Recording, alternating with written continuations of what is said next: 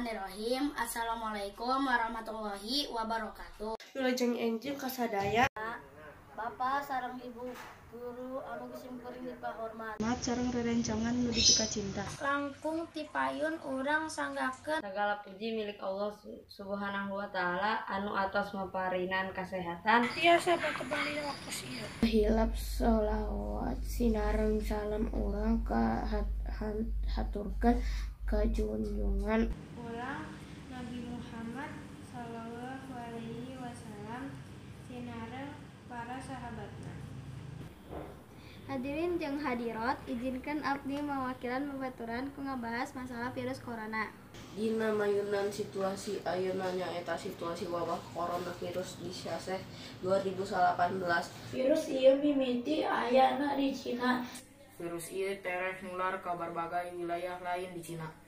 Oge ka berbagai negara termasukna Indonesia. Coronavirus teh nyaeta kumpulan virus nu nginfeksi sistem pernapasan atau napi loba kasus infeksinya pernapasan ringan. Virus ieu gaduh gejala nyaeta batuk, pilek, sarta tiasa menular ka jalma lain ngaliwatan kontak fisik kawas ngalakukeun salaman atawa sasalaman.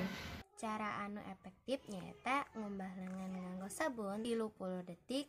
Kenging yapang baham.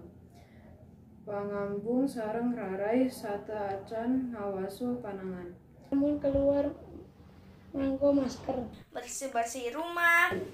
Ngabersihkeun ponsel anjeun secara teratur.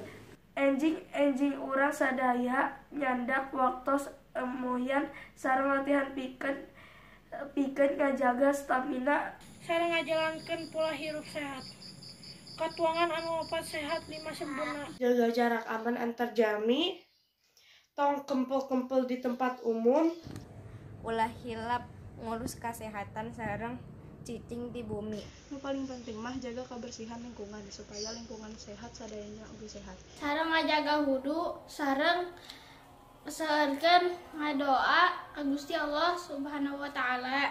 Upami anjeun ngagaduhan tanda-tanda corona langsung pariksa ka rumah sakit anu caket. Dina paribasa pencegahan leuwih hade tinimbang tamba. Janten hayu urang babarengan ngurus kasehatan urang. Sakitu pidato ti abdi ngahaturkeun hatur nuhun kasadayana. Kirang langkungna dihapunten. Wabillahi taufiq wal hidayah. Wassalamualaikum warahmatullahi wabarakatuh.